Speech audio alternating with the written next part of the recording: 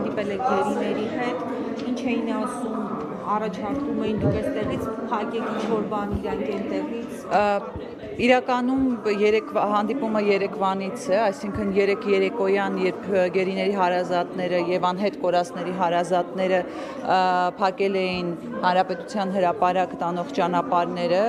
այդ պահից սկսած մենք իրենց կողքին ենք եղել, հայտարարել ենք սատար կանգնելու պատրաստակամության մասին։ Պետք է ֆիքսենք, որ գերիների հարազատները, անհետ կորածների հարազատները խոցված են վերջին օրերին եղած հայտարարություններով, ազգային ժողովի նախագահի հայտարարությունով եւ իրենց պահանջը շարունակում է մնալ մեկը՝ պատասխանել իրենց հարցերին, մինչեւ երբ է շարունակվելու այս իրավիճակը, երբ են ի վերջո իրենց զավակները, եղբայրները, ամուսինները վերադառնալու Հայաստան, ինչ է անում իշխանությունը այդ ուղղությամբ։ Մենք առավոտյան առաջարկեցինք հենց նիստը սկսվելուց լսումներ անցկացնել, քննարկում անցկացնել, անունը ինչպես ուզում եք կոչել, որտեղ որ պատասխանատուները, ովքեր կարող են պատասխանել ծնողների, հարազատների հարցերին, ի վերջո կասեն, թե ինչ քայլեր են արվում այդ ուղղությամբ, արձագանք չեղավ։ Բացի այդ, մենք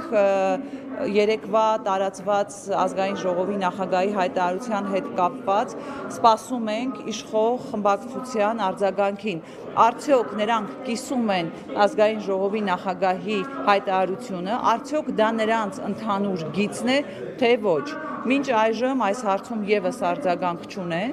եւ դրսում էլ եղած ծնողները, հարազատները այնուամենայնիվ սպասում են ազգային ժողովի արձագանքին, այնուամենայնիվ սպասում են, որ պատասխան են ստանալու։ Ինձ ասացին նաեւ ծնողները, որ կարծես թե պայմանավորվածություն է եղել, որ առավոտյան իրենք պետք է հանդիպեին ազգային ժողովի նախագահի հետ, բայց որքանով որ իմ տվյալներն են, այդպիսի հանդիպում այդպես էլ տեղի չի ունեցել, ինչը հերթական անգամ այսպես անպատասխանատու վերաբերմունք է եղած խնդրին եւ իհարկե արդարացիորեն առաջացրել է ծնողների վրդովմունքը։ Առաջին հերթին պատասխան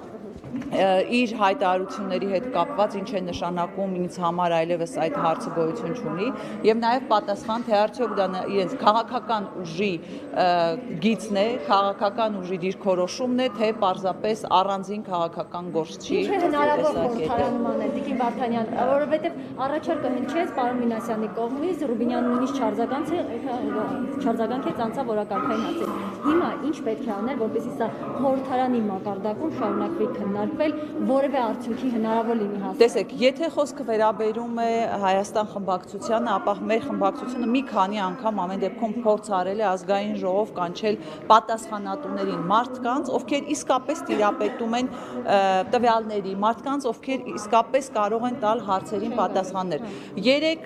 հրավիրված նիստի ժամանակ եկել էր մի պաշտոնյա, որին ես ինքս չեմ ճանաչում, չգիտեմ, միգուցե իմ մեղքն է, որ չեմ ճանաչում, միեդի ներկայացուցիչ բացի, էլի առաջին դեմքով պատասխանատուները չէին, այլ քննչականից ինչ որ բաժնի պետեր, վարչության պետեր, չգիտեմ։ Այսինքն այսպիսի անլուրջ վերաբերմունքը եւ հարցին եւ նաեւ ազգային ժողովին խոսում է այն մասին, որ իրենք իսկապես կամ ասելիք չունեն կամ անելու որևէ բան չունեն։ Եվ այն հիմնավորումները, որոնք որ մենք նաեւ հրապարակված տեսանյութից տեսանք, երբ գերիների հարցը կապվում է Սյունիքի հետ, Սիսիանի հետ եւ այլն, դրանք կեղծ օրակարգեր են, իրականում այդպիսի օրակարգ գոյություն չունի, դա եւս մեկ անգամ փորձ է արվում այդպիսով փակել իրենց անգործությունը, փակել իրենց անճարությունը, որովհետեւ 1 տարի առաջ, երբ դեռևս ավելի շատ, նոյեմբերի 9-ին, երբ ստորագրվում էր այդ խայտառակ փաստաթուղթը, այնտեղ բոլորի դիմաց սկզբունքներ ֆիքսված, որին մեր իշխանությունները այդպես էլ հետամուտ չեղան։ Եվ այսօր այստեղ հավաքված ծնողները արդարացիորեն վրդովվելու իրավունք ունեն։ Ես պետք է նաև ասեմ, որ իրենք փոխանցում էին, որ եթե իրենց հետ պատշաճ, իրենց հարցերին պատշաճ արձագանք չեղավ, ավելի ռադիկալ մեթոդների են դիմելու։ Սա ինչ ազդեցություն ունենալ Ալեն Սիմոնյանի հայտարարությունը այն գերիների վրա, ովքեր գտնվում են Ադրբեջանի բանտերում եւ ինչպես նաև ՄԻՊ-ի զեկույցից էր բարձ դառնում, կտանքների են ենթարկվում։ Տեսեք, այս հայտարարությունները իսկապես այս հայտարարությունը եւ հիմնավորումները իսկապես լուրջ վտանգ են ներկայացնում։ Նախ առաջին հերթին այսպիսի հայտարարությունները բխում են Ադրբեջանի դիրքորոշումից եւ եթե հիշում եք նույնիսկ այն ժամանակ, երբ Ալեն Սիմոնյանը հայտարարեց, որ մարդու իրավունքների պաշտպանի զեկույցում մատնանշված խնդիրները իրականում գոյություն չունեն եւ այլն, մենք անմիջապես տեսանք Ադրբեջանի արձագանքը, որոնք հենց մեջբերում էին Ալեն Սիմոնյանի խոսքերը եւ ասում էին, դե ինչու եք մեզ մեղադրում։ Տեսեք, ազգային ժողովի նախագահի ինքն է ասում, որ գերիները այստեղ որևէ կտանքի չեն ենթարկվում։ Հիմա այս նույն ձևակերպումը լուրջ մեսիջ է Ադրբեջանի համար եւ այսօր արդեն ադրբեջանական լրատվամիջոցներում կարելի էր հանդիպել այդ խոսքերից մեջբերումներ, նաեւ իրենց մոտ լրատվամիջոցներում կարող էինք հանդիպել այդ տեսանյութը, որ տարածվել էր երեկ։ Այսինքն սա վտանգավոր ազդակներ է, որ ուղղվում է Ադրբեջանին, վտանգավոր ազդակներ է, որ կարող է հասցնել գերության մեջ գտնվող մեր հայրենակիցներին, վտանգավոր ազդակներ է, որ ուղղվում է գերության մեջ գտնվողների հարազատներին։ Բնականաբար սա լուրջ վտանգ կարող է ներկայացնել, առավել եւս, որ մենք ունենք գերիների թվի ճշգրտման խնդիր, մենք ունենք պաշտոնապես հայտարարված 1 թիվ եւ ունենք իրական լուրջ կասկածներ, որ գերության մեջ գտնվող անձանց թիվը բոլորովին այլ է եւ մարդու իրավունքների եվրոպական դատարան դիմողները Սիրանուշ Սահակյանը, Արտակ Զեյնալյանը եւ այլն ֆիքսում են այն հնարավոր դեպքերը, երբ իսկապես այդ անձինք կարող են լինել գերու կարգավիճակում։ Գիտենք նաեւ, որ այս ընթացքում իրենց կողմից ֆիքսված գերիներից շատերի մարմիններն է վերադարձվել, այսինքն այդ մարդկանց տեսել են կենթանի գերության մեջ, բայց հետագայում մարմիններն են վերադարձվել Հայաստան, ինչը նշանակում է, որ մեր այսպես իշխանությունների անգործության հետևանքով հարցը ժամանակին չկարգավորելու, չլուծելու հետևանքով մենք ունենում ենք այդպիսի ողբերգական հետևանքներ։ Վարդան, երբ գերիների հարազատները հայտարարում են, որ պատրաստ են, եթե չանցան իրենց պահանջին, պատրաստ են ռադիկալ քայլերի, դրա տակ ինչ կարող ենք հասկանալ, ուղղակի փողոց փակել, որ հետո բռնի ուժով կարող է ճնշվել, թե այլ տարբերակ եւ ընդդիմությունը ինչքանով կարող է աջակցել այդ ռադիկալ քայլերին։ Ես չգիտեմ անկեղծ ասած ռադիկալ քայլեր ասելով իրենք ինչ են հասկանում, որովհետև անկեղծ ասած որևէ մանրամասնում չեղավ, բայց ընդդիմությունը հայտարարել է, որ մենք իրենց կողքին ենք, սատար ենք կանգնելու իրենց արդարացիորեն բարձրացվող հարցի լուծման հարցում եւ հետագա քայլերի հետ կապված ես ինքս ոչինչ չեմ կարող ասել, որովհետև դա իրենց պահանջն է,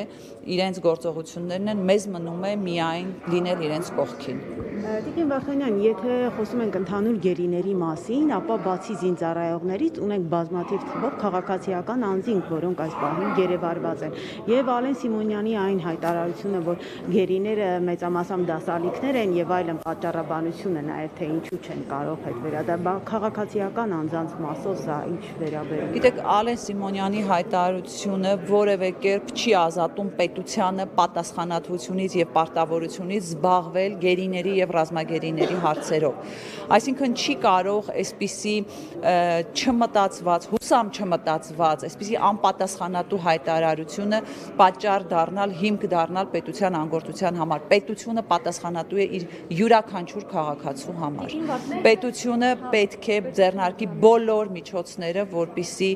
գերու կարգավիճակում, ռազմագերու կարգավիճակում գտնվող մեր քաղաքացիները օր առաջ լինեն Հայաստանի Հանրապետությունում։ Եվ գիտեք, այդ օրինակները Իսրայելի օրինակ բերել եւ այլն,